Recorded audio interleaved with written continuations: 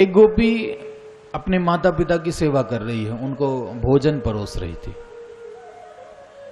बांसुरी सुन ली, इतनी व्याकुल हो गई, रसोई रोटी लेने गई थी, रसोई में ही बांसुरी सुन ली तो रोटी वहीं फेंक दी, भाग गई मिलने। ऐसी विचित्र दशा। एक गोपी श्रृंगार कर रही थी, श्रृंगार करते करते भगवान की बांसुरी सुनी तो इतनी मोहित हो गई कि सब भूल गया उसको। पैरों में पहनने वाला आभूषण गले में पहन लिया और गले का आभूषण पैरों में पहना, वो भी भागी दर्शन करने, होश ही नहीं है कुछ।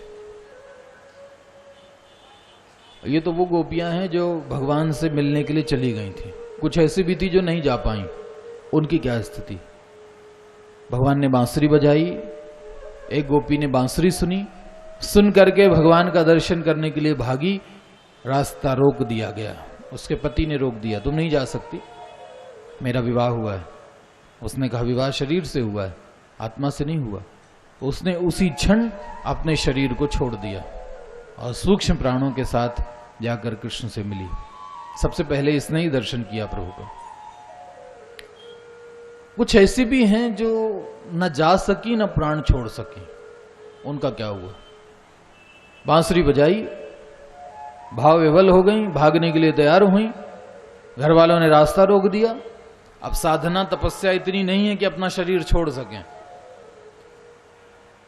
तो चुपचाप एकांत स्थान में एक कोने में जाकर के बैठ गई, आंखें बंद कर लिया। भगवान से न मिल पाने का जो विरह है, उसका ताप, उसकी अग्नि उनके हृदय में ऐसी प्रकट हुई कि थोड़ा बहुत जो विकार बचे भी थे उसी अग्नि में जलकर भस्म हो गए। और नेत्र बंद करते ही ध्यान लग गया और ध्यान में ही भगवान का दर्शन प्राप्त करके रोमांचित हो रहे हैं, आनंद हो रहा। ऐसी अद्भुत दशाएं हैं गोपियों की। सब छोड़ छाड़ के चली गई। जहां भगवान बांसुरी बजा रहे थे वहां जाके खड़ी हो गई। बांसुरी सुन रही थी, भगवान ने आहट सुनी, नेत्र खोले तो देखा गोपियां आ गई, तो भगवान ने बांसुरी बजाना बंद कर दिया। इसलिए तो बांसुरी बजा रहे थे गोपियों को बुलाने के लिए, अब आ गई तो क्या बजाना, बांसुरी बजाना बंद। अब गोपियों से बातचीत कर रहे हैं प्रभु।